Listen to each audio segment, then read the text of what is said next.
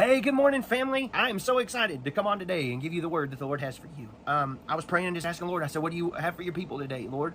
And he said, I want you to tell them this. For the eyes of the Lord are running to and fro throughout the whole earth, looking for a heart who's perfect toward him. My message today is how big, how bad is your want to? And you know what?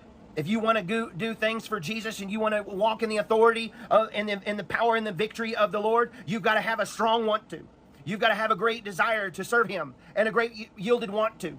And so, you know what? There was one time whenever I was a little boy, I had warts all over my body, and it was covering me from the top of my head to it was all over my chest, all over my back. I had warts all over me, and every day I got made fun of at school because of those warts, and they called me Wart Boy.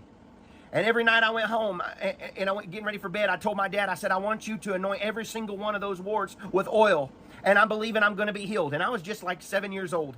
And every night I would go in, and even sometimes whenever he would forget, he would come in and he would go to bed, and I would go in there and tell Daddy, you forgot to anoint my warts with oil, because I believed that Jesus Christ was a healer.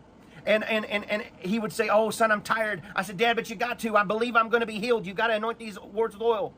So he anointed them, and this went on for probably close to a year. But my want to was bigger than the pain of having those warts all over my body. My want to being healed was greater. And so you've got to have a want to that's stronger than what your circumstances are. It doesn't matter whatever's going on in your life, how big those circumstances may be. You may look at it, it might be impossible. But if you have a want to that's strong enough and a desire in your heart, you've got to have that. And God's going to come through for you. You've got to keep that want to strong. And so that want to was inside of me. It kept coming back and saying, Daddy, anoint those warts with oil, and Jesus is going to heal me. Well, one morning I woke up and they were laying all beside me in my bed. They were laying all around me. All those warts had fallen off of my body. Glory to God. They all fell off my body, and Jesus healed me in the middle of the night, and I didn't even know it. I woke up the next day and I was completely delivered from all those warts. And I ran in, and my dad was still asleep in bed, and I grabbed a hold of his arm and I said, Dad, look, every one of the warts are gone. And they were in piles in my bed. And Jesus Christ healed me from the top of my head to the soles of my feet.